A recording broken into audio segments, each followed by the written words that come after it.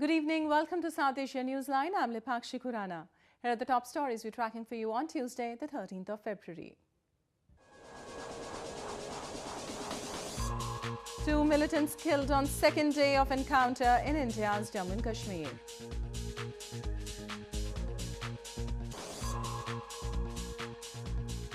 Pakistan's former finance minister Ishaq Dar barred from contesting Senate elections.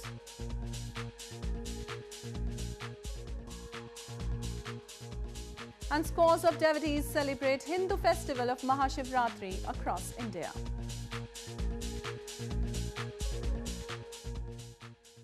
And now for all the details. Two militants were killed on Tuesday, the second day of an encounter with security forces in Srinagar city of India's northern Jammu and Kashmir province. The militants belonged to Pakistan-based Lashkar-e-Taiba terror group, top security officials confirmed.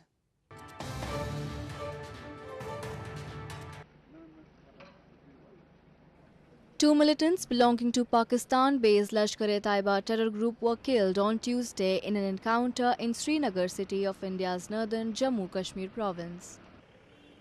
The encounter broke out on Monday near a camp of India's paramilitary Central Reserve Police Force or CRPF in the city. Meanwhile, search and combing operations by the security personnel were still underway till the last reports came in. Two terrorists have been killed, arms and ammunition were recovered, and whatever we have got from the preliminary things, it is Lashkar-e-Taiba outfit. The encounter came 2 days after an assault was carried out on an army camp in Jammu city of the province, in which 3 militants were gunned down after they killed 5 soldiers and a civilian. With the recovery of another soldier's body during search operation inside the army camp on Tuesday, the death toll in the terror attack in Jammu has risen to 7. In news from Pakistan, Pakistan's Election Commission on Monday rejected defunct Finance Minister Ishaq Dar's nomination papers for Senate elections slated to be held on March 3rd. The poll panel noted that Dar is an absconder in a corruption case pending against him in an accountability court.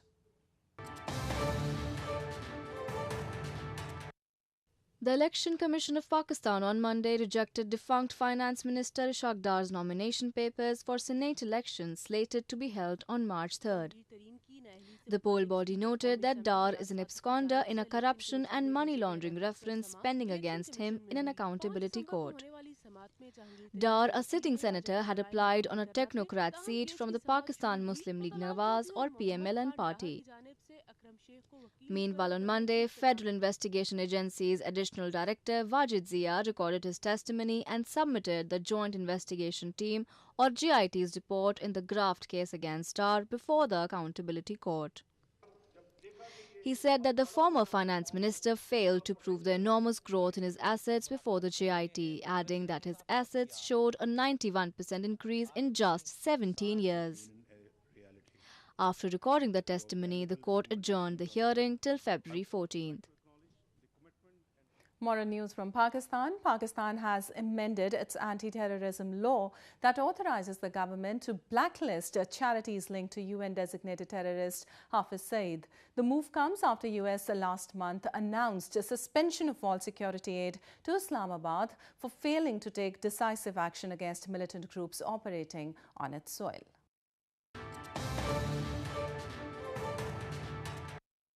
Pakistan has amended its anti-terrorism law that authorizes the government to blacklist charities linked to UN-designated terrorist Hafiz Saeed. Pakistani President Mamnoon Hussain last week quietly approved the amendments to the law, which the government only made public on Monday, according to media reports. Pakistan's Prime Minister Shahid Khaqan Abbasi had last month said his government will push ahead with plans to seize control of Saeed's charities.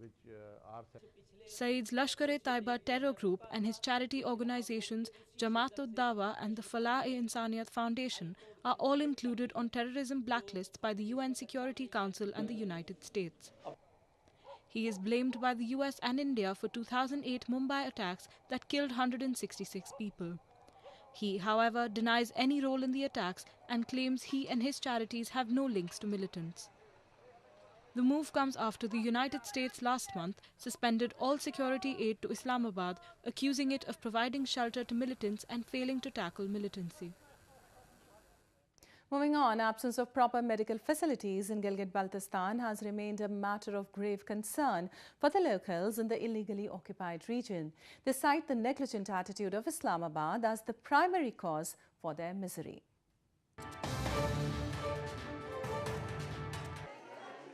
For almost 6 decades, the rights of people in illegally occupied Gilgit-Baltistan have been suppressed and their needs neglected.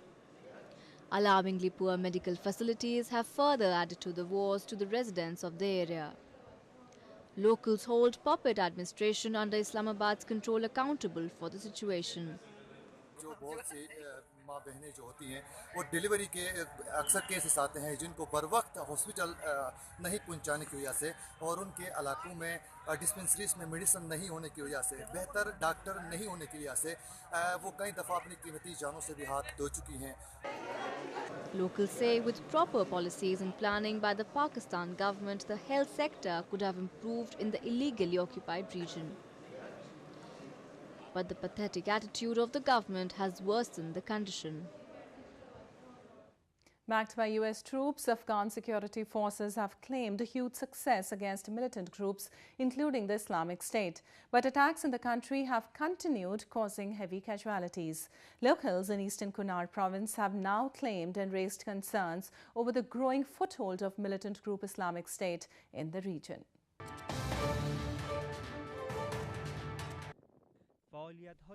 Residents in Afghan's eastern Kunar province on Monday raised concerns over what they described as the militant group Daesh or Islamic State's new efforts to expand its presence in the region.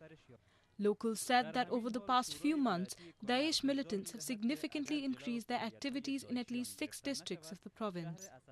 They warned if action is not taken, the terror group may reach the provincial capital, Asadabad. داعش کوم دی لکه مطلب د باز ولسوالیو کې هم شتون لري خو فعلا د پاره په دغه دیواګل دره کې چې ډېر کورونه بیا شوي دي او دغه ساحې نه مطلب دغه داعش د ویرې نه ډار شوي دي. Locals in Kunar claim Daesh is continuing its propaganda to recruit more people into its group. However, some officials have said the group does not pose a threat to stability. Afghan forces, backed by the US troops, have claimed growing success against militant groups, including the Islamic State in the country. But terror attacks have continued, causing heavy casualties. World Radio Day is celebrated across the world on February 13th. On this account, we bring to you story of a man in India's southern Tamil Nadu province who has a collection of more than 130 antique radios from different countries across the globe.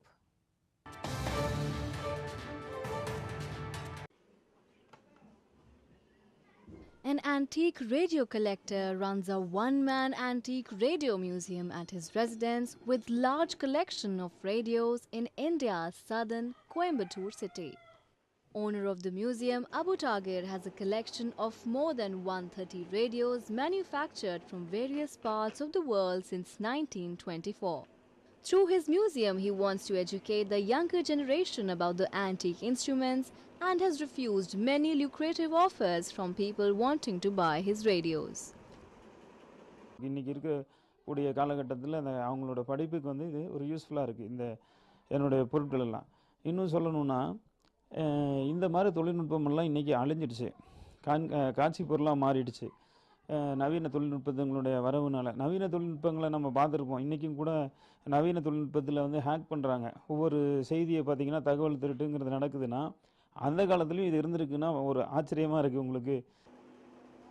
Antique collection is a hobby that is practiced by people across the world. The art of finding and restoring collectibles or antiques is considered a growing passion. Abu Tagir wants the museum to be converted into a permanent one so that it can be used for the awareness of today's youth who don't have access to the radios of the yesteryears. Thousands of devotees in India thronged to temples to celebrate the Hindu festival of Maha Shivratri. The auspicious day marks the wedding anniversary of Hindu Lord Shiva with his consort Parvati.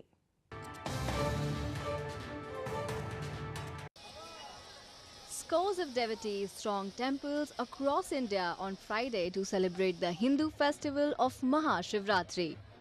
Maha Shivratri marks the night that Lord Shiva, the Hindu god of destruction, married his consort, goddess Parvati. Devotees braved icy waters in northern Varanasi city to seek blessings on the auspicious occasion. आज के दिन बाबा विश्वनाथ जी की शादी हुई है। उस शादी में पूरे काशीवासी हर्षोल्लास के साथ मन तन धन से इस बारात की शोभा बढ़ाते हैं। On the occasion of Maha Shivratri, priests performed special chants at Mahakaleshwar temple in Ujjain city of India's northern Madhya Pradesh province. Devotees in thousands lined up to chant holy verses and worship Lord Shiva at the shrine. कोई उम्मीद नहीं सी कि बहुत अच्छा अपनी life च पहली बार ऐसे अच्छे दर्शन कीते ने।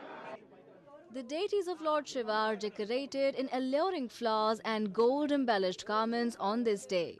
Maha Shivratri is celebrated just before the arrival of spring season in the month of February or March. Well, that's the way it was in South Asia this evening. Before we conclude, the top stories once again. 2 militants killed on second day of encounter in India's Jammu and Kashmir.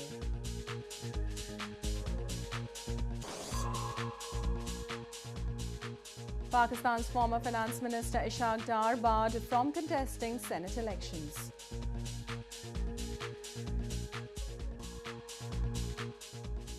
And scores of devotees celebrate Hindu festival of Maha Shivratri across India.